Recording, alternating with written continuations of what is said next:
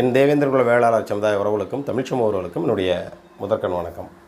இந்த காணொலி எதற்காண்டி அப்படின்னா, இன்று சேலத்தில் அண்ணன் MC மணிப்பாண்டியனையும் பால்துறை என்ற சகோதரனையும் சங்கர் என்ற சகோதரனையும் ரோந்து பணியில் இருந்த காவலர்கள் காலை 8 மணிக்கு கைது செஞ்சுருக்காங்க. இன்ன வரைக்குமே அவங்கள ரிமாண்ட் பண்ணலை, என்கவுண்டர் பண்ண போகிறதாகவும் அவர் கையக்காலை உடைக்க போகிறதாகவும் ஒரு தகவல் சொல்லப்படுது. இது எந்த அளவுக்கு உண்மை பொய் அப்படின்றது தெரியலை. அதாவது இந்த தகவல் என்பது மதியம் ஒரு 11:45 இருக்கும்னு நினைக்கிறேன். கூப்பிட்டானே இந்த மாதிரி இருக்கனே ஒரு காணொலி பதிவு செய்ய முடியுமா அப்படின்னு கேட்டாங்க. முழுமையாக டீட்டெயில் வாங்கயா, ஏன்னா ரோந்து பண்ணில் இருக்காங்கன்னா தம்பி தீபக் பாண்டியனோட நிவேதனம் வேறு வருது. அதனால் எப்போதுமே காவல்துறை செய்யக்கூடிய விஷயம் தானே, இது என்ன புதுசா? இது தம்பி தீபக் பாண்டியன்லேருந்து அதுக்கு முன்னாடி இருந்த ஒவ்வொரு களப்போராளிகளுக்கும் நடந்த அவல நிலை தானே, அது எப்போதுமே நடக்கிற விஷயந்தான். ரிமாண்ட் பண்ணிட்டாங்களா என்னென்னு பார்த்துட்டு நான் தகவல் சொல்லுங்கள் அப்படின்னு சொல்லியிருந்தேன். ஒரு 6:15 போல் மீண்டும் தொடர்பு கொண்டாங்க. தொடர்பு பண்ணிட்டு அண்ணே இன்ன வரைக்குமே அண்ணனை ரிமாண்ட் பண்ணலை, என்கவுண்டர் பண்ண போகிறதாக சொல்கிறாங்க, கையக்கால் உடைக்க போகிறதா சொல்கிறாங்க அப்படின்ற மாதிரி ஒரு தகவல் சொல்லப்படுது. இதற்கு முன்னாடி கோர்ட்டில் எல்லா வழக்குமே ஆஜர் பண்ணி திருப்பாவளவுக்கு, திருநெல்வேலியில் ஏதோ வழக்கில் மட்டும் ஆஜராகலை அப்படின்ற மாதிரி ஒரு விஷயம் சொல்கிறாங்க. எது எப்படியோ காவல்துறை ஏதோ ஒரு பாதுகாப்பு நடவடிக்கையிலையோ ஏதோ ஒரு அடிப்படையில் கைது செஞ்சுருப்பீங்க. ஸோ கைது செஞ்சதை நாங்கள் தவறுன்னு சொல்ல விரும்பலை. ஏன்னா எப்போதுமே இந்த மாதிரி நிகழ்வு வரும்போது காவல்துறை செய்யக்கூடிய எப்போதும் ஒரு அடக்குமுறை தான், அதனால் நாங்கள் அதை சொல்ல விரும்பலை. காலையிலே 8 மணிக்கு கைது செய்த காவல்துறையினர் இன்ன வரைக்கும் இன்றைக்கி இப்போ மணி எத்தனை 7 மணி வரைக்குமே அவங்க ரிமாண்ட் பண்ணி சிறையில் அடைக்கப்படலை அப்படின்னு சொல்கிறாங்க. அப்போ காவல்துறை அவங்களோட நிலைப்பாடு என்ன? ஏன்னா ஏற்கனவே மானாமதுரையில் தம்பி ஆகாஷை காவல்துறை விசாரணை என்ற பேரில் அழைச்சிக்கிட்டு போய் அடித்து படுகொலை செஞ்சு போட்டு கேட்டால் பாலத்துலேருந்து குதித்து விழுந்துட்டான், கையாக்காலை உடஞ்சிருச்சு அப்படின்னு ஒரு பொய்யான ஒரு பின்பத்தை இது பண்ணி அதோட வாக்குமூலத்தை இறந்த தம்பி ஆகாஷ் வாக்குமூலம் கொடுத்து இன்றைக்கி எஃப்ஐஆர் பதிவு செஞ்சு இன்ன வரைக்கும் அந்த கொலையாளி காவலர்களை இன்ன வரைக்கும் கைது செய்யாமல் ஒரு பக்கம் மானாமதுரையில் உள்ள தேவேந்திரோட வேளாளர்கள் போராடிட்டு இருக்காங்க. கிட்டத்தட்ட 70 நாள் ஒட்டி ஆக போகுது. இன்ன வரைக்கும் அங்கே போராடிட்டு இருக்காங்க. அப்போ காவல்துறை காலையில் 8 மணிக்கு கைது செய்யப்பட்ட அண்ணன் MC மணி உட்பட சங்கர், பால்துறை போன்ற இந்த 3 நபர்களும் ஏன் இன்ன வரைக்கும் காவல்துறை கோர்ட்டில் ஆஜர்படுத்தலை, அவங்கள ஏன் சிறைப்படுத்தலை அப்படின்ற ஒரு கேள்வி மக்கள் மத்தியில் எழும்பிக்கிட்டு இருக்குது. ஸோ காவல்துறை உங்களுடைய கடமையை செய்யுங்க, அதில் யாருமே இது தடுக்க போகிறது கிடையாது. ஏன்னா ஏதாவது ஒரு சூழலில் எப்போதும் முன்ன சொன்ன மாதிரியே நாங்கள் எதிர்காணி கேஸ் பண்ணோம், நாங்கள் ரோந்து பண்ணல ஏதாவது ஒரு புட்டப் கேஸை போட்டாலும் போடுவீங்க, ஏதாவது ஒன்று பண்ணாலும் பண்ணுவீங்க. ஸோ நாங்கள் அதுக்குள்ளே போக விரும்பலை.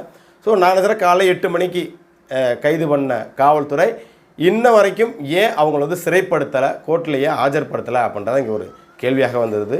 எது எப்படியோ காவல்துறை தவறான ஒரு எண்ணங்கள், ஏன்னா இந்த ஆகாசை விசாரணை என்ற பேரில் அடித்து கொண்ட மாதிரி இந்த மாதிரி வேறு ஏதாவது ஒரு வேலையை காவல்துறை செய்யக்கூடாது. ஏற்கனவே காவல்துறை மேல் இருக்கக்கூடிய நம்பிக்கைத்தன்மை என்பது சுத்தமாக அழிஞ்சிக்கிட்டே வருது. ஏன்னா நீதித்துறையோட உத்தரவையும் காவல்துறை கடைபிடிக்கிற கிடையாது.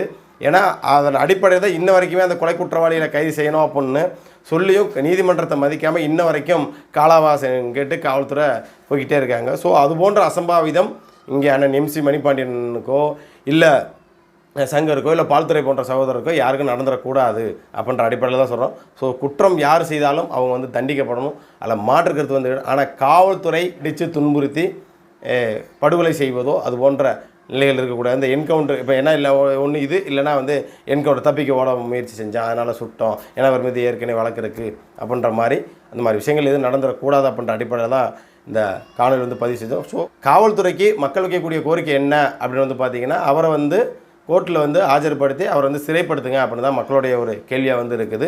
ஸோ அதனால் கூடிய விரைவிலேயே அவரை சிறைப்படுத்துவீங்க அப்படின்னு நாங்கள் எதிர்பார்க்குறோம். காவல்துறை கண்ணியமாக நடந்துக்குவீங்கன்றதும் எதிர்பார்க்குறோம். ஏன்னா இன்றைக்கி இருக்கக்கூடிய சூழல் என்னன்றது உங்களுக்கு நல்லாவே தெரியும். ஸோ காவல்துறை கைது செய்த அண்ணன் MC மணிப்பாண்டியன் உட்பட அந்த 3 பேரையும் கூடிய விரைவிலே சிறைப்படுத்தணும் அப்படின்றத கேட்டுக்கிட்டு தேவேந்திரோட வேளாண் சமூகத்துக்கு நான் ஒன்று சொல்லிக்கிறேன் மெயினாக. ஏன்னா தம்பி தீபக் பாண்டியனோட நிவேதனம் வேறு வருது. காவல்துறை எந்த அளவுக்கு அடக்குமுறை செய்வாங்க அப்படின்னு தேவேந்திர குல வேளாளர் சமூகத்தை சார்ந்த இளைஞர் எல்லாத்துமே தெரியும். போன வருஷம் ஒவ்வொரு முறையும் சமூக வலைத்தளங்களில் தேவையில்லாத கருத்துக்கள் வந்து பதிவு செய்யாதீங்க, தேவையில்லாத ஸ்டோரி போடாதீங்க, தேவையில்லாத ஸ்டேட்டஸை போடாதீங்க அப்படின்னு பல முறை வந்து நிறைய இளைஞருக்கு வந்து சொன்னேன். நீ என்னடா சொல்கிறது, நாங்கள் என்னடா கேட்குறேன்னு கேட்டு கிட்டத்தட்ட 100க்கும் மேற்பட்ட இளைஞர் மீது வந்து பார்த்திங்கன்னா பொய் வழக்கு, அதுவும் குறிப்பாக கஞ்சா வழக்கு புட்டப் கேஸாக போட்டு எத்தனை பேரை கை செஞ்சாங்க காவல்துறை அப்படின்றது உங்கள் எல்லாத்துமே வந்து தெரியும். அதனால் தம்பி தீபக் பாண்டியனோட நினைவு தினம் வேறு வர வேண்டியது இருக்குது. அதனால் நாங்கள் இந்த இன்ஸ்டாகிராமில் வந்து ரீல்ஸு போடுறோம், நாங்கள் வந்து கெத்து காட்டுறோம், அதை காட்டுறோம்னு தேவையில்லாமல் உங்களோட வாழ்க்கை வந்து சீரழிச்சிக்காதீங்க. ஏன்னா தொடர்ந்து இன்றைக்கி நிறையா விஷயங்கள் நம்ம பார்த்துட்டே இருக்கோம். தேவேந்திர குல வேளாளர் சமூகத்துக்கு அப்படின்னா காவல்துறை எந்த மாதிரியான நடவடிக்கை வந்து எடுக்கிறாங்க அப்படின்றத நீங்கள் பார்த்துக்கிட்டே இருக்கீங்க. அதனால் வந்து வீண் வழக்கில் தேவேந்திர குல வேளாளர் சமூக இளைஞர்கள் வந்து சிக்கிடக்கூடாது அப்படின்றத நான் ஒரு வேண்டுகோளாக நான் வந்து வச்சுக்கிறேன். அதே போல் தேவையில்லாத ஸ்டோரி வந்து இன்ஸ்டாகிராம்லேயோ இல்லை முகநூல் தளங்கள்லையோ சோஷியல் மீடியாக்களில் எந்த தேவையில்லாத கருத்தும் போடாதீங்க. தம்பியோட நினைவு நாள் வருதா, அது சம்மந்தமான தம்பி பேசின நல்ல விஷயங்களை மட்டும் மக்கள் மத்தியில் கொண்டு போங்க, நல்ல விஷயத்த மக்கள் மத்தியில் கொண்டு போங்க, சோஷியல் மீடியாவை நல்ல விஷயத்துக்கு வந்து பயன்படுத்துங்க. சரிங்களா? அதை விட்டு நாங்கள் பழிக்கு பழி எடுப்போம், தலை சிதறும், பதற்றம் அப்படி இப்படின்ற தேவையில்லாத ஒரு இதை போட்டுக்கிட்டு தேவையில்லாத வீண் வழக்குகளை நீங்கள் மட்டும் மாற்றுறது இல்லாமல் உங்களோட பெற்றவங்களை வந்து கஷ்டப்படுத்திடாதீங்க, உங்களோட உறவினர்களை வந்து கஷ்டப்படுத்திடாதீங்க, உங்களை கூட பிறந்த அண்ணன் தம்பியில் வந்து கஷ்டப்படுத்திடாதீங்க அப்படின்றத மீண்டும் என் தேவேந்திர குல வேளாளர் சமூகத்தை சார்ந்த இளைஞருக்கு ஒரு வேண்டுகோளாக நான் வந்து இந்த காணொலி வாயிலாக வந்து, ஏன்னா தொடர்ந்து உங்களுக்கு வந்து நான் அந்த அறிகுறி வந்து சொல்லிக்கிட்டே தான் இருக்கேன்.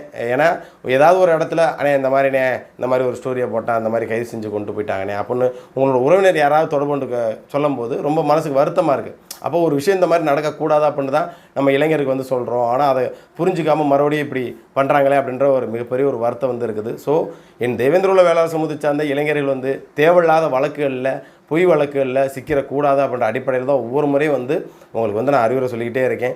ஸோ ஆயுதம் என்றைக்குமே ஒருபோதுமே வந்து பார்த்திங்கன்னா நம்மளை வந்து மேலே வந்து கொண்டு போகாது. கல்வி, பொருளாதாரம், அரசியல், இது 3 மட்டும்தான் இந்த சமூகத்தை வந்து மேன்மைப்படுத்த முடியும்.